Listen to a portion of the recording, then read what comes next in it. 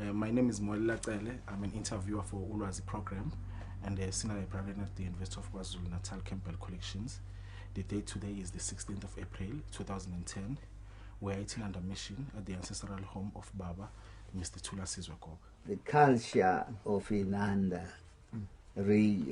Christianity, it was too strong. Yeah. You could not on Sunday go to church or do any ironing. Yeah. No. Yeah. You must do your ironing on Saturday. Yeah. On Sunday you must go to church. Yeah. You used to, if you did not iron on iron your things on Saturday, Yeah. you'll go to church as you are with dresses not ironed. Yeah. And again, there were people, people who came from the Bundos, say Mzinyati, away. They used to, from Devon, they used to walk down. There were not transport. They used to walk down from Devon, right up to Mzinyati, right up to Mgeni, right up to Matata, you see. They used to play guitars and play these accordions. But as soon as they reach a certain point, say, just like Mchepeni, they stop playing that because they're going to go past the mission. They were too strict. And some used to come this side, this side of Makoben, playing their guitars and so on, going home. As soon as they reach that place at Makoben, it's called Amajam Shop. There's a place, it's said Amajam Shop in Makoben. They stop and respect. They go via past your home, the PJ's home, and Zachariah's, my grandfather's home, quietly pass on. And then once they are that side of the Bundu, then they start playing. There was reverence, and well, they were respecting too. And even those people, they used to go to church with Amapeshu. They were allowed to go to church with Amapeshu. I remember during the days of Dr. Scott, the principal of one of the principal of the seminar, and Miss Hode. They are the people who used to take the Inanda girls over to those places, right? To preach those people about God and so on. They used to come then with Izitwa Bazabo, with the Amapeshu. They used to come to church, then listen to the sermons and then go back home. Okay. And then there was a bell. That bell, when I came as a boy in 1936, it was there and it's still there. It is the same bell I found, that one. That is rung by me now. So they used to on Sunday, it used to be rung in the morning to tell people that they must get ready for church. And then there was the one that rang during the day. And then after 3 o'clock bell, and then there was a bell again at 5 o'clock. People used to go to church 3 times those days, to worship 3 times. In the morning, and then come back. And then during the day, go and worship and come back. And then in the evening, they used to go there and worship. Then when somebody passes away, they used to ring the bell very early in the morning, say at 5 o'clock.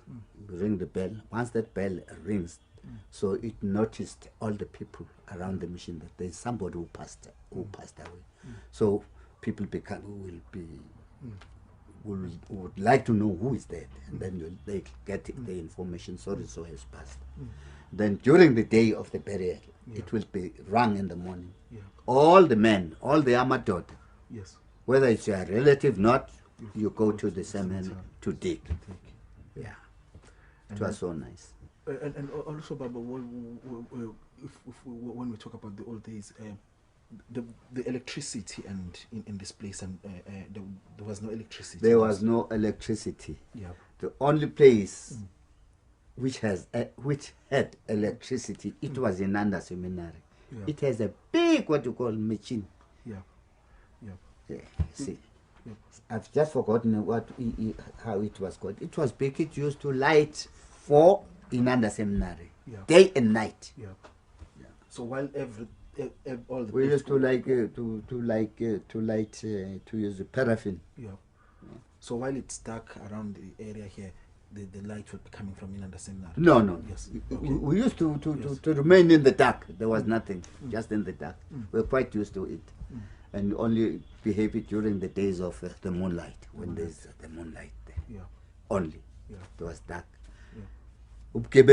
There was no this hooliganism. Yeah. There was nothing. There was quiet. Yes, You yeah. could walk Yeah. from 9 o'clock at night until 4 o'clock in the morning. No one will touch you. I remember there were some of the people used to get some beer, Yeah.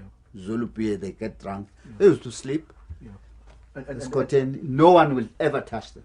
And transport system here, Baba. Transport system. It was very hard. Yeah. As I say, in other seminary used to get their post by mules, a mule cart from another seminary to Phoenix and back by mule, and then transport for people. Yeah. They used to walk to get the buses from here, from Bogota, straight to Duff Road. You know where Duff Road is, Kwamashu. Then they would meet the transport there, from there to town, from town to Duff Road. Yeah. And then they used to walk from Duff Road up to here. Whether they've got Mtwalo or what, it was footwork only. Yeah. And the culture of education, Baba, here, this place is known for having produced many people, many prominent people now in South Africa who are prominent right now, who are prominent and people who were prominent also in the past, people who came from Moshlange, from Inanda Seminary and other schools, second doctors or first doctors, first inspectors of schools.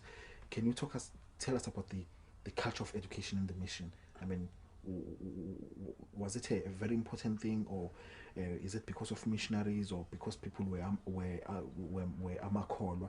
That's why they were very much into education. Tell us about that, Bob. The culture of education here at Inanda Mission, it was because of the missionaries that came from America. Yeah. They came with a very strong power of education. So every family was interested in education. They had to force their children to go to school. In so much so, they mostly the enlightened people who got the highest examination, qualifications in education. There were people from Inanda. Yeah. Even in this in politics, there were people from here at Inanda. Yeah. Take your uncle. What did you say? Babu Inis, Dr. Kumete. Yeah. He was the first pioneer. Yeah. He was the first doctor here at Inanda and somewhere else. Yeah. And others, but Dr. Sema Pixley was Sema. Yeah. And Ngobo, J.L. Dube. Yeah. In Ngobo. The brother to Rogers Ngobo. Oh yes, all those people who look brother to Rogers Ngobo. Yeah. It was the culture of the education that was brought over by these people. Yeah. The Americans. Yeah. Baba, can you tell us about the history of soccer here at the history, soccer came with the Americans, the missionaries, with Dr. Lindley. Yeah. They did something very great, because when they were introducing this Christianity, and then they introduced the schools again, then they introduced football. So people were very much interested. They used to come for soccer and then go for Christianity, go to church. Now, the first clubs in Natal or in South Africa, this was brought by these people. It was Natal Cannons here at Inanda.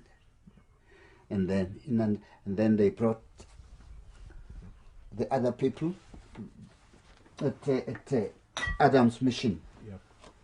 The club there, they introduced the Shooting Stars at Adam's Mission, and then at Groundville Mission, they introduced the Olympics.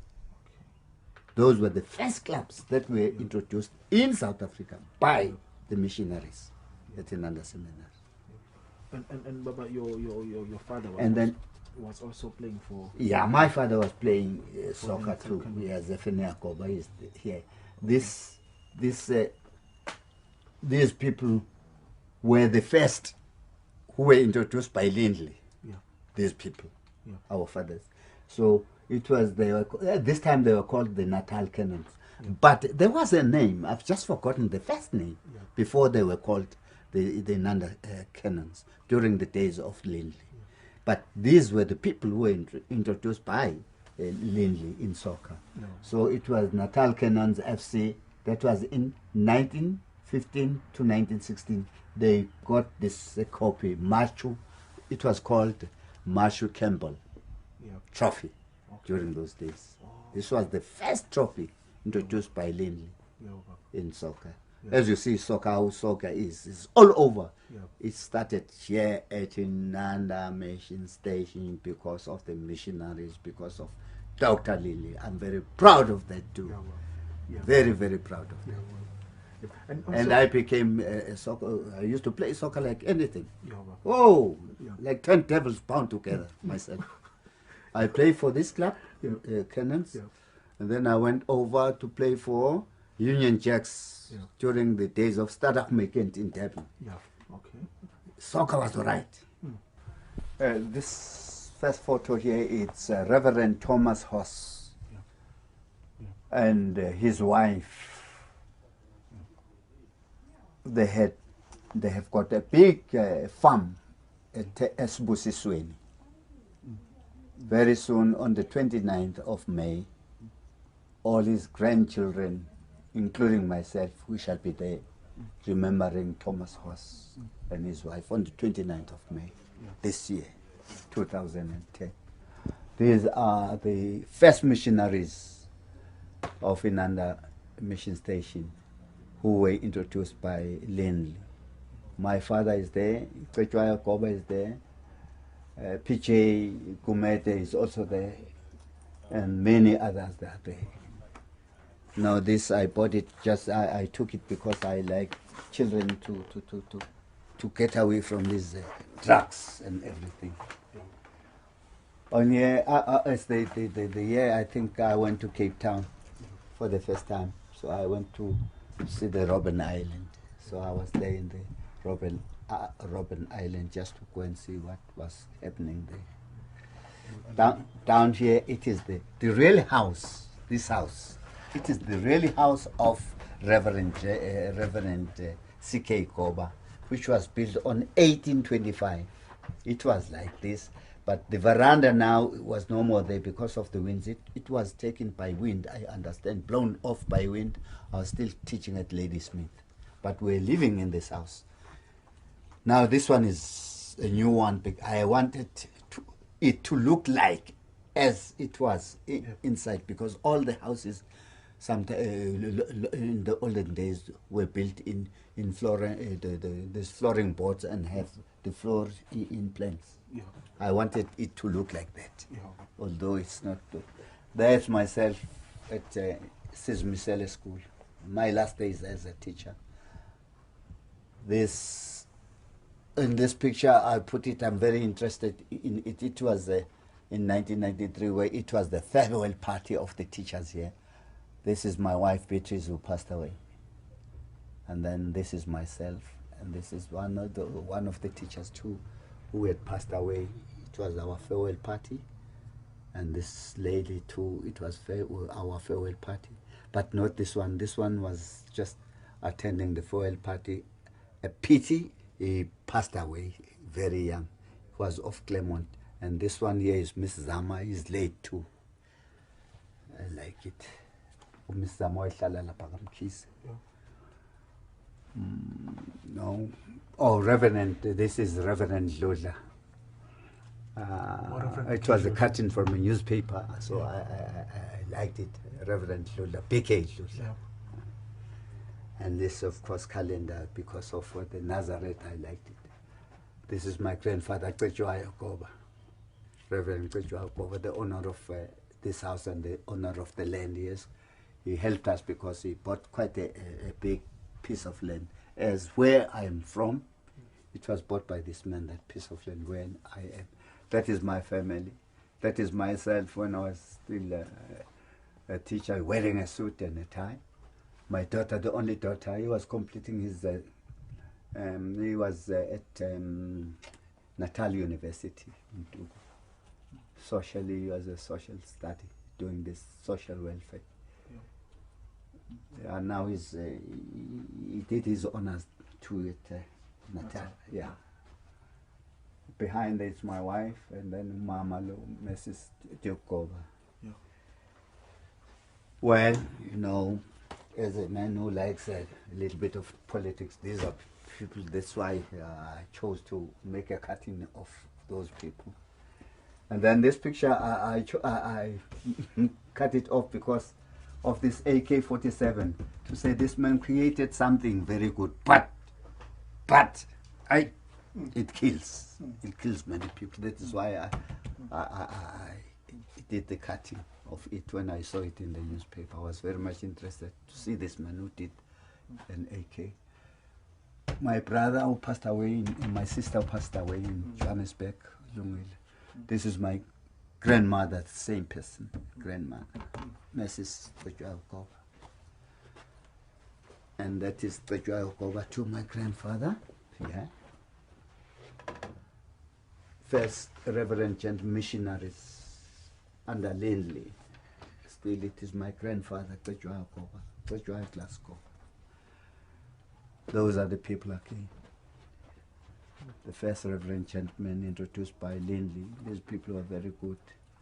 We praise Lindley for giving us Christianity and schools. That is why Inanda Waso is known as one of the educated place. And then I have this snap here because this cutting, it was from a paper, 1947. I think it was 1947, and I did this cutting of this. It was a newspaper. Chief Mzonjani, because he was our chief in Kosiam. These are my grandson. These are my grandson. My last born, the youngest one, Thulasizwe Goba, is still here. I named him after my grandfather, Thulasizwe Goba, this one. This is my son. He was a teacher. He passed away in the bus. He was the only one who passed away in a bus accident going to school. Was a teacher in 1987. Well, in Kosiam yethu, in Ndlondlo, yethu, I did the cutting.